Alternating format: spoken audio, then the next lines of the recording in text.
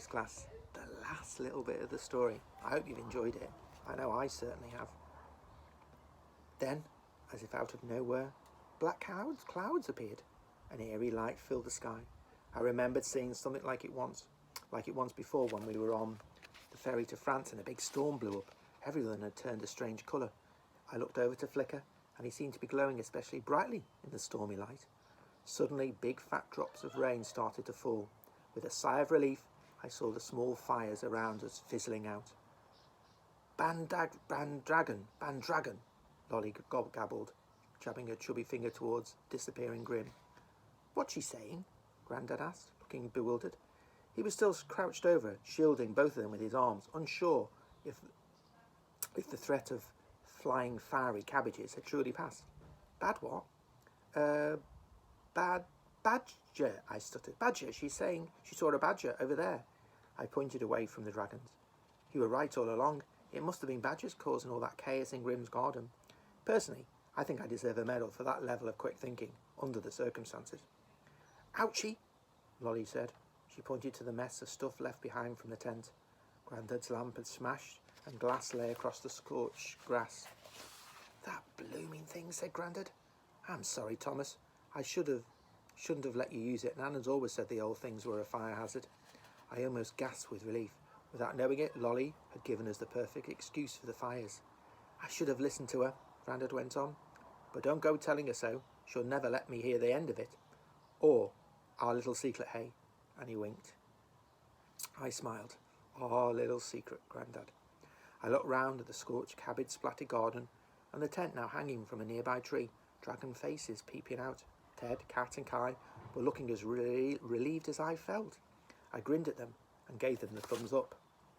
Lolly started tugging at my trouser leg, and I bent down. She found a grass-covered marshmallow and was happily sucking on it. She gave me a kiss, which was actually more of a nose slobber, but I didn't mind because, thanks to her, the dragons were still a secret, and Grandad, well, he had his twinkle back.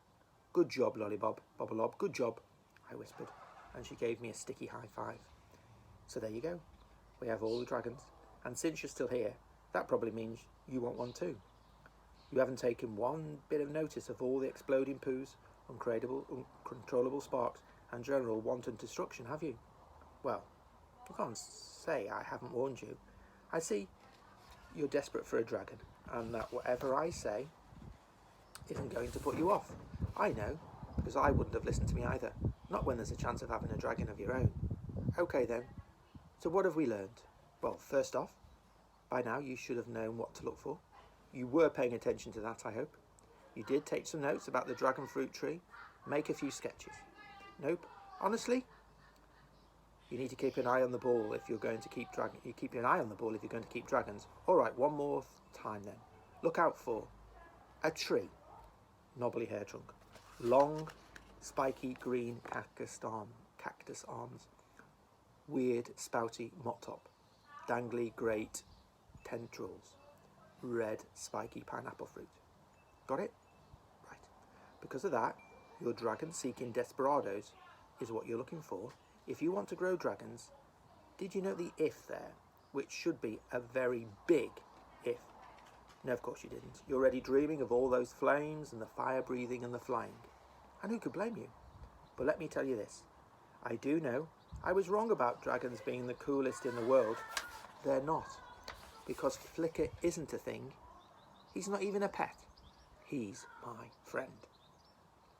Now that Ted, Cat and Kai have their dragons, they'll get to see it too.